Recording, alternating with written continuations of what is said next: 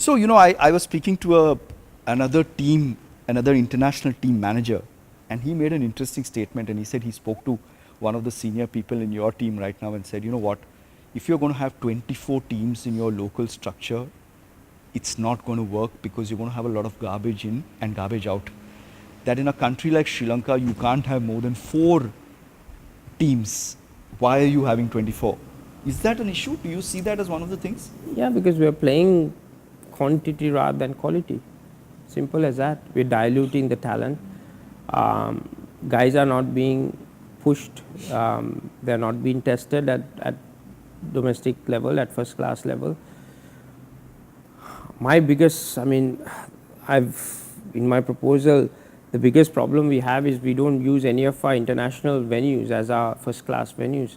So some of the boys don't even have experience playing in those venues. That should be a home advantage for you. Correct. And I remember my second last series against South Africa when Dick Waller made a debut at Gaul. He hadn't played a single match at Gaul Stadium. Incredible. And Quinton de Kock came from South Africa and he made his test debut as well. Yes. So both these guys are alien to the conditions. And we had a guy from Kandy who played his first class cricket in Colombo for club and hasn't played a match at Gaul International Stadium, and he made his debut.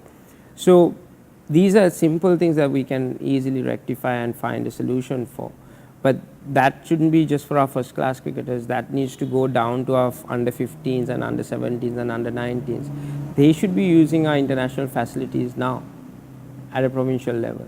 I probably disagree with you. I think we can have 5 teams, 75, like if you take 15 players in a squad, that should be your top 75 players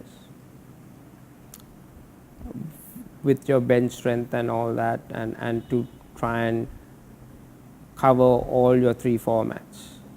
And we have 5 international venues spread it out, and that was the structure that I developed around that. And that structure will take the national policy into our grassroots levels. And that is your 5-year, 10-year plan.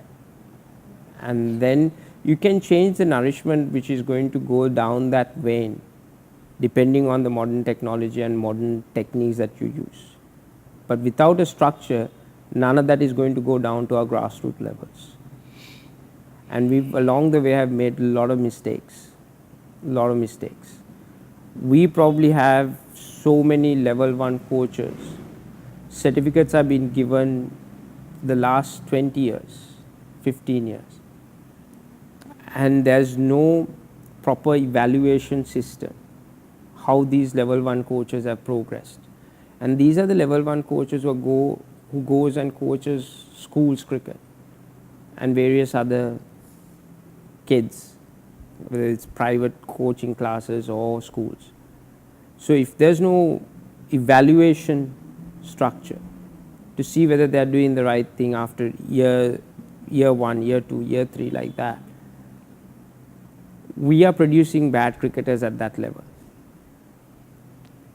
And they are the ones who are going to come up the structure, and then all of a sudden we think, why aren't we producing any good cricketers? But we've created a lot of loopholes in our system over the years. And that's something that we need to sit back and re-evaluate and think, have we made decisions for cricket, for the game, or have we made decisions for our own personal agendas and to fulfill those agendas and not thought about the game in hand? Yeah, strong words.